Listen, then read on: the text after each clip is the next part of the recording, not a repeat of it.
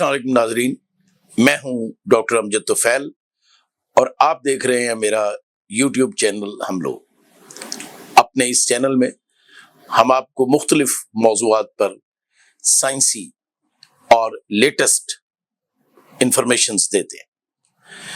آج ہم اپنے ارد گرد دیکھتے ہیں تو ہمیں لگتا ہے کہ جیسے ہر طرف تباہی، بربادی، لوگوں کو مارنا، جینوسائیڈ، ہوموسائیڈ، سوسائیڈ، اس کے علاوہ کچھ دکھائی نہیں دیتا۔ ہم پاکستان میں رہتے ہیں اور ہم دیکھ رہے ہیں کہ پچھلے کچھ عرصے میں پاکستان اور بھارت جو ایک رائیول کنٹریز ہیں، ان کے درمیان بھی ٹینشن بہت ہائی ہو گئی ہے۔ تو اس بات نے ہمیں اس بات مجبور کیا کہ ہم psychology of war and death, جنگ اور موت کی نفسیات کے حوالے سے آپ سے کچھ گزارشات کریں۔ آپ کے دن میں بھی کبھی کبھی یہ خیال آتا ہوگا کہ کیوں اچھے بھلے لوگ لڑ پڑتے ہیں، وائلنس پہ اتر آتے ہیں، تشدد کرتے ہیں، حتیٰ کہ قتل تک کر سکتے۔ جیتا جاگتا آدمی اپنے ہاتھوں سے اپنی زندگی ختم کر لیتا۔ لوگ جتھے بنا کر ان لوگوں پر حملہ کر دیتے ہیں جن کے ساتھ وہ زندگی گزار رہے ہوتے ہیں، اور ایسا تمام انسانی زندگی میں آپ کو دکھائی دیتا ہے، تمام ادوار میں آپ کو دکھائی دیتا ہے۔ اور کوئی ایسا دور نہیں جس میں فاتحین نہ ہو، لشکر کشیاں نہ ہوں، انسانوں کا قتل عام نہ ہو۔ اور یہ بھی نہیں کہ اس سے نسل انسانی جو ہے وہ اس کا ارتقا رک گیا ہو، زندگی آگے بڑھتی ہے، ایک تباہی ہوتی ہے، اس تباہی کے وطن سے پھر آبادکاری پروان چڑھتی ہے اور سویلائزیشن آگے بڑھتی ہے۔ تو ایسا ہے کیا انسانی نیچر کے اندر، انسان کی فطرت کے اندر، جو اسے جنگ کی طرف، موت کی طرف لے جاتا ہے؟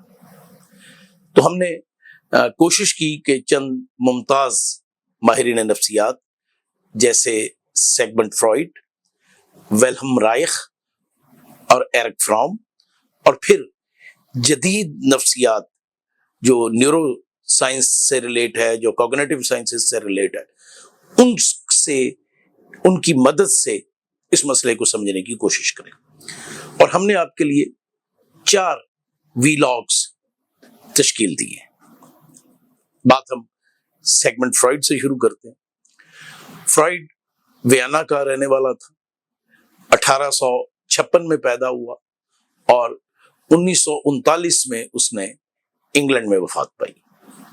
اس سارے عرصے میں اس نے میڈیکل کی تعلیم حاصل کی، میڈیسن میں پریکٹس کرنے کی بجائے ریسرچ کو اپنا موضوع بنایا، ذہنی امراض کی طرف آیا، ریولوشنری خیالات کا اظہار کیا، ایک پورا school of thought, perspective, psychoanalysis build کیا، بہت بڑے بڑے لوگوں کو اپنا فالوور بنایا، اور پھر اپنے ہی تھاٹس میں چینجز کرتے ہوئے اس نے انٹلیکچولی ان معاملات کو سمجھنے کی کوشش کی جس پہ آج ہم بات کر رہے ہیں۔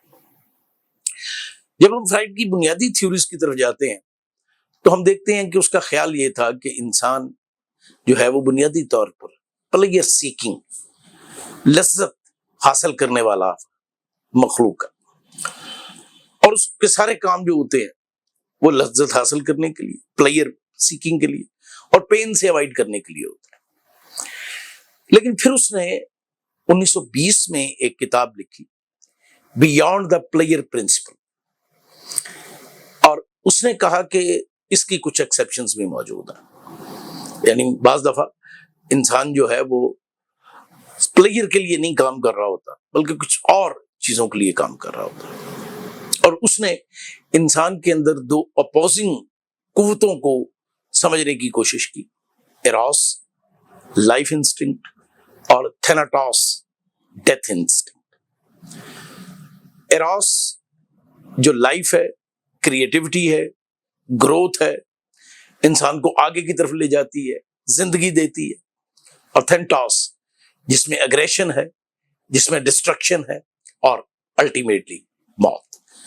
فرائڈ کا خیال یہ ہے کہ یہ دونوں انسٹنکٹس، اور انسٹنکٹ ہم ان کو اس چیز کو کہتے ہیں جو پیدائش کے وقت انسان کے اندر موجود ہوتی ہے، ان کے درمیان ایک کشمکش جاری رہتی ہے from very first day, rather very first moment of the life, اور زندگی ختم ہونے تک یہ چلتی۔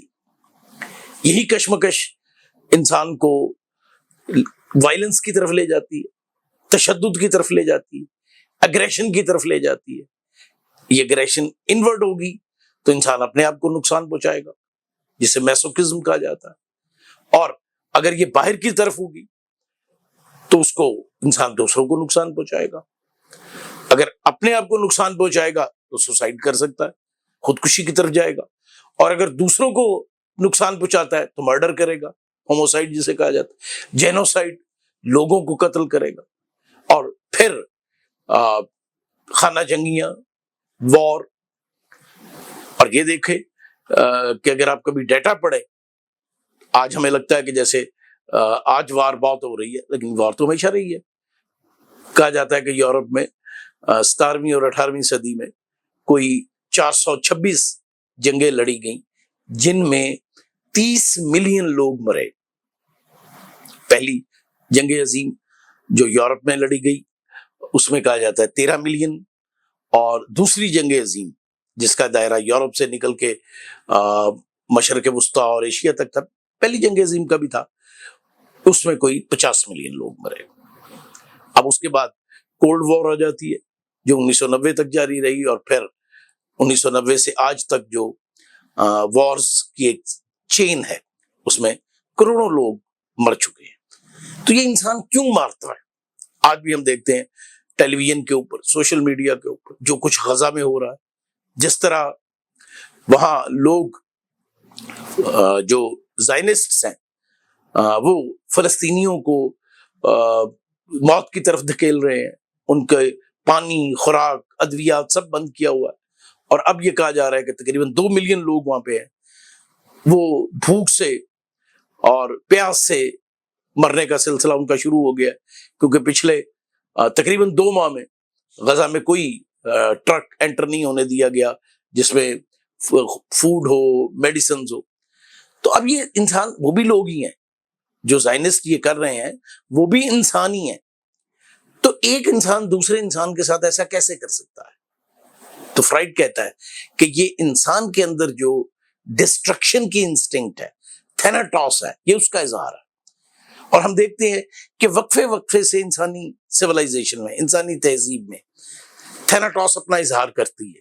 جنگیں، خانہ جنگیاں، فسادات، گروہوں کے ایک دوسروں پر حملے، انسانوں کا ایک دوسرے پہ اگریشن، خود اپنے اوپر اگریشن، اور گھر کے اندر جیسے ہم ڈومیسٹک وائلنس کہتے ہیں، وہ وائلنس، یہ سب انسان کی جبلت مرگ کی طرف لے جاتا ہے۔ تو جنگ کیوں انسان کرتا ہے؟ وہ دوسروں کو مارنا چاہتا ہے، یا کہیں بہت ڈیپر لیول پہ وہ خود مرنا چاہتا ہے۔ اب کیا ایسا ممکن ہے کہ انسان اس سے باز آ جائے؟ یعنی اس کے اندر یہ خواہش ہی نہ رہے کہ وہ دوسروں کو مارے یا خود مرے؟ شاید ہماری آج تک کی جو انڈرسٹینڈنگ ہے وہ یہ بتاتی ہیں کہ ایسا ممکن نہیں ہوا۔ زندگی اور موت یہ پہلو بہ پہلو چلتی اور انسان میں موجود رہتی ہیں۔ تو ہم خواہش کریں گے کہ یہ جو زندگی ہے، یہ اراس جو ہے، یہ لائف انسٹنکٹ جو ہے، اس کا غلبہ دنیا پہ ہو، تاکہ انسان خوش و خرم، شاداب زندگی گزار سکے۔